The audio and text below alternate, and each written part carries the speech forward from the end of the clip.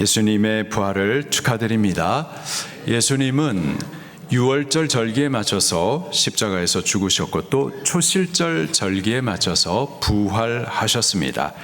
친히 유월절 양이 되사 십자가에서 우리의 죄를 씻어 구원하시고 또 초실절 부활의 첫 열매가 되어서 사망 아래 갇혀 있는 모든 생명들의 부활과 또 영생의 소망이 되어 주셨습니다.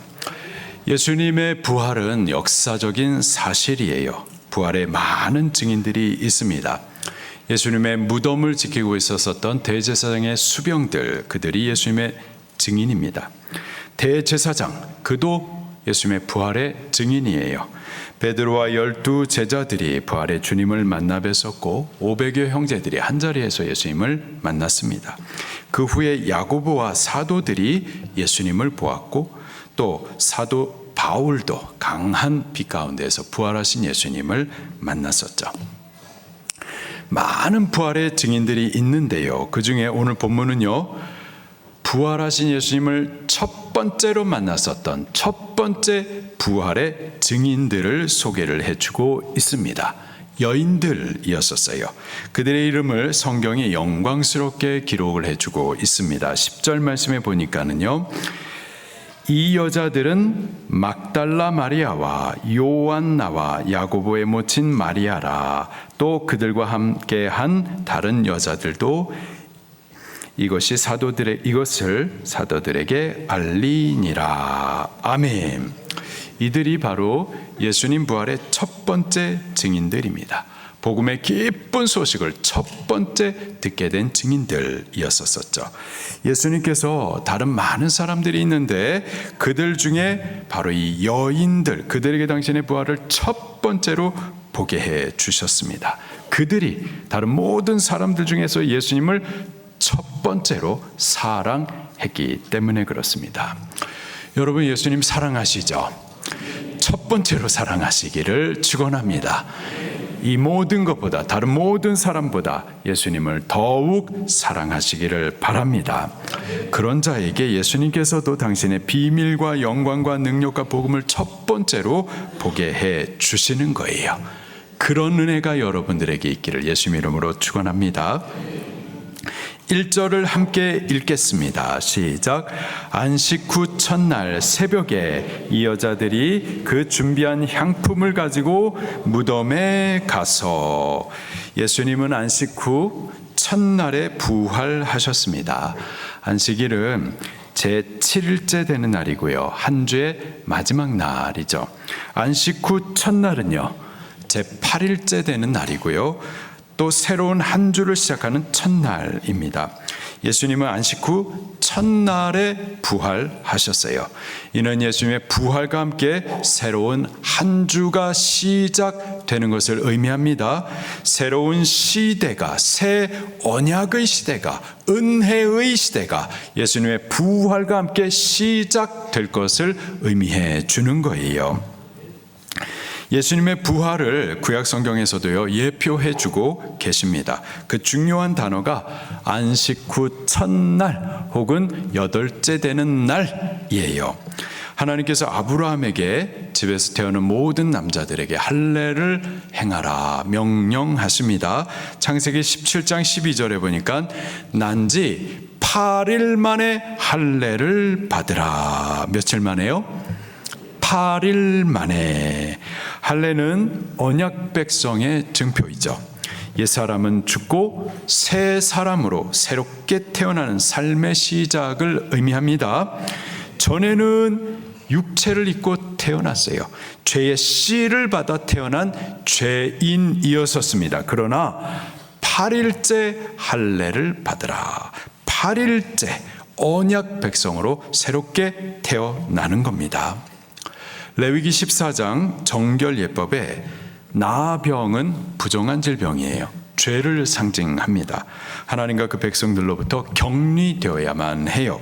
자, 그런데 그가 나음을 받으면 어떻게 될까요? 먼저는 제사장이 확인하고 7일 동안 격리됩니다. 자, 그리고 8일째 되는 날, 며칠째 되는 날? 8일째 되는 날 제사장이 그의 정결함을 선포합니다. 8일째 되는 날 그는 그 부정함을 벗어버리고 새 생명을 살기 시작하게 되는 겁니다. 할례를 통해 언약 백성이 되는 것, 또 나병의 부정함에서 벗어나 새 생명을 시작하는 것, 모두 8일째 되는 날에 얻는 은혜들입니다. 모두 안식 후 첫날 곧 예수님의 부활을 통해서 얻는 은혜들을 예표해 주는 거예요. 여호와의 절기에서도 안식 후 첫날에 지키는 절기가 있습니다. 초실절입니다. 여호와의 절기는 당신의 백성 구원을 위한 구원의 시간표, 계획표이죠. 예수님을 통해서 이루어 가시는 구원 순서들입니다. 예수님은 유월절에 맞추어서 십자가에서 죽으셨고 또 초실절에 맞추어서 부활하셨습니다. 초실절은 첫 열매 절기이죠. 첫 열매를 안식 후 첫날 가져와 흔들라 말씀하십니다. 안식 후 첫날은 예수님께서 부활하신 날이죠. 예수님은 유월절 양이 되사 십자가에서 피 흘려 죽으심으로 우리의 죄를 속하셨고 또 안식 후 첫날에 부활하심으로 초실절 부활의 첫 열매가 되사 사망 아래 갇힌 모든 사람들의 부활과 생명의 소망이 되셨습니다. 여인들이 이 안식 후 첫날에 맞추어서 예수님의 무덤을 찾아갔었던 거예요. 그분의 시신에 향품을 발라드리고 싶었었던 거죠. 향품을 바르는 이유는 부패를 방지하고 또 시신을 보존하기 위함입니다. 무엇보다도 죽은 자에 대한 사랑과 존경의 표시였었던 겁니다. 근데 그 시간이 새벽이었었어요. 요한복음 20장 1절에 보니까는 아직 어두울 때였었습니다. 당시 어두울 때면은 정말 캄캄한 때를 말하는 겁니다. 왜 하필 그 시간에 그 새벽에 갔었을까요? 안식 후 첫날 새벽이었었습니다. 안식일에는 일할 수가 없었었고요. 그래서 기다렸다가 안식일이 끝나자마자 가장 이른 시간, 그 첫 번째 시간이었었던 겁니다. 첫 시간에 주님을 찾았었던 거예요. 여러분은 언제 주님을 찾으십니까?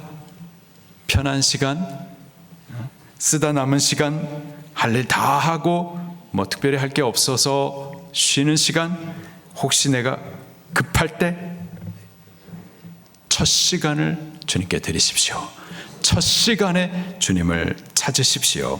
주님은 처음 것을 귀하게 여기시고 기쁘시게 받으십니다.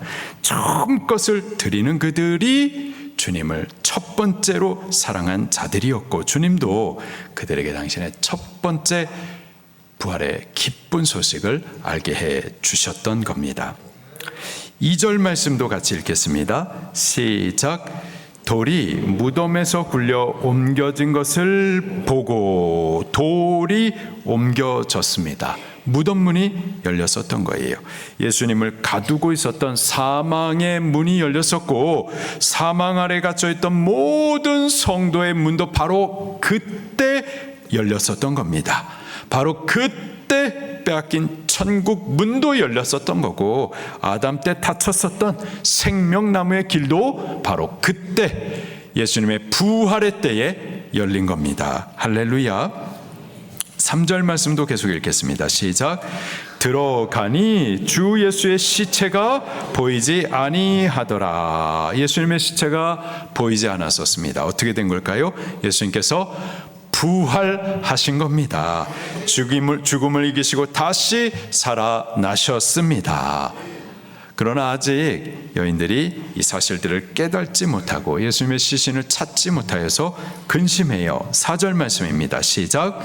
이로 인하여 근심할 때에 문득 찬란한 옷을 입은 두 사람이 곁에 섰는지라. 찬란한 옷을 입은 두 사람, 마태복음 28장에 보니까는요, 주의 천사라고 밝히고 있습니다. 천사가 하나님의 계시를 전하기 위하여서 사람의 몸으로 현현하여 온 것을 말하는 거죠. 그들이 찬란한 옷을 입고 있었어요.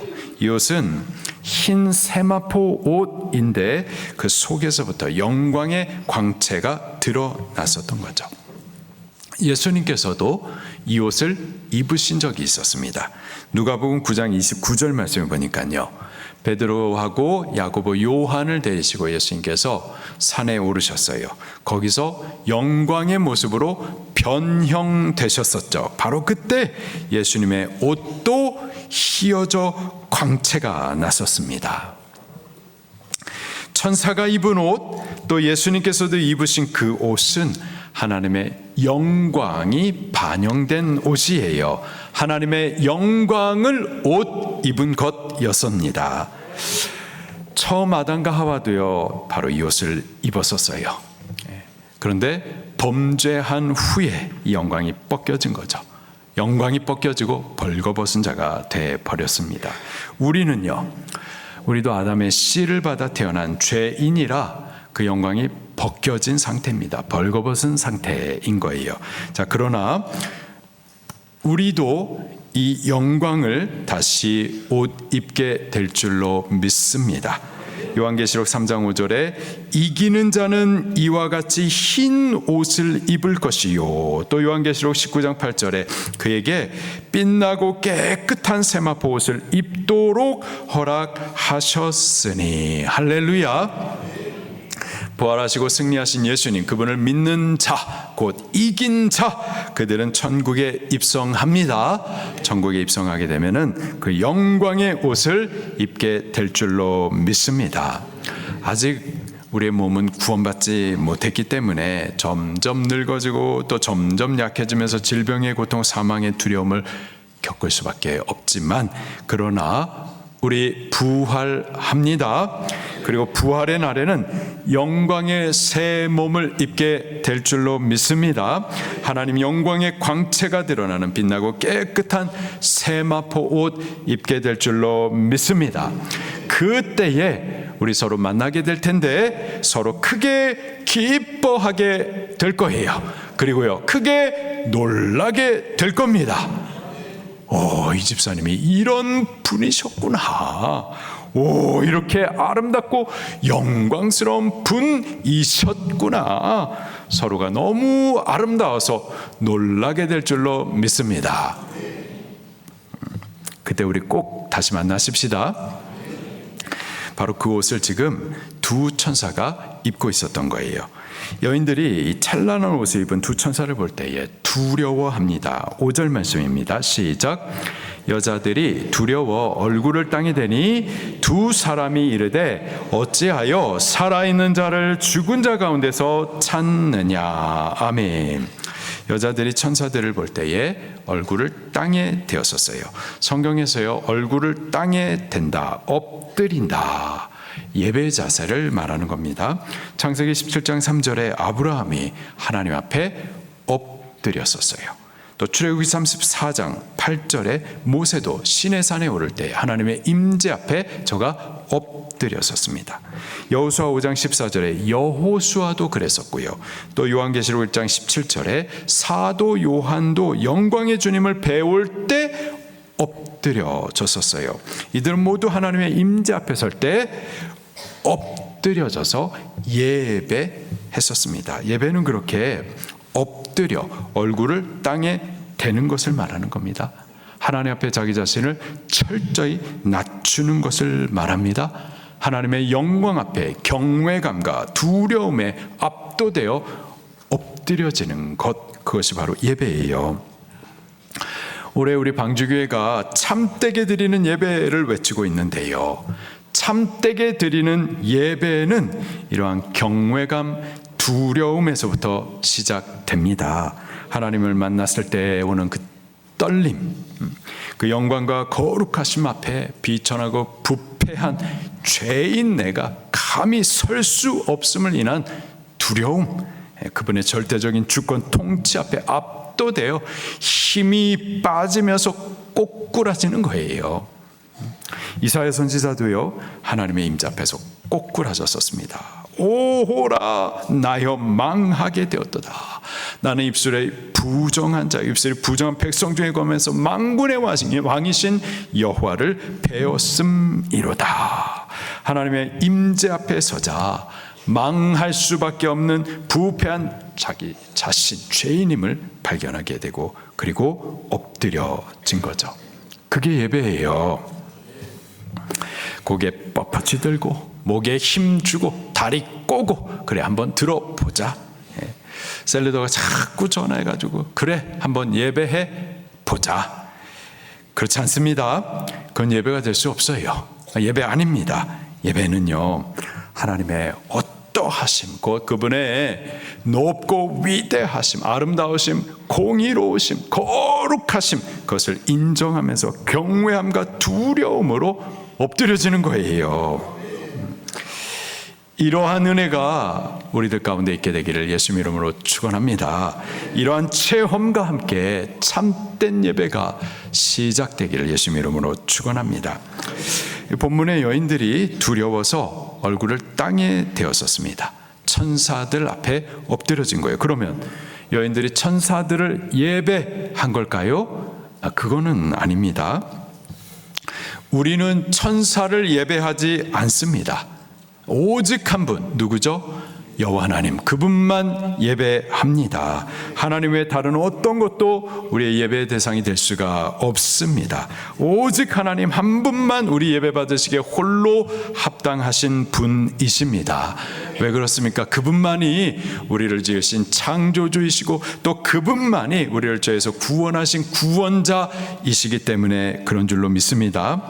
여인들이 지금 천사 앞에 엎드려진 것은 천사를 예배했다라기보다는 거룩하고 영광스러운 존재 앞에 본능적으로 느끼는, 그리고 반응된 경외감, 두려움, 떨림이었었던 겁니다.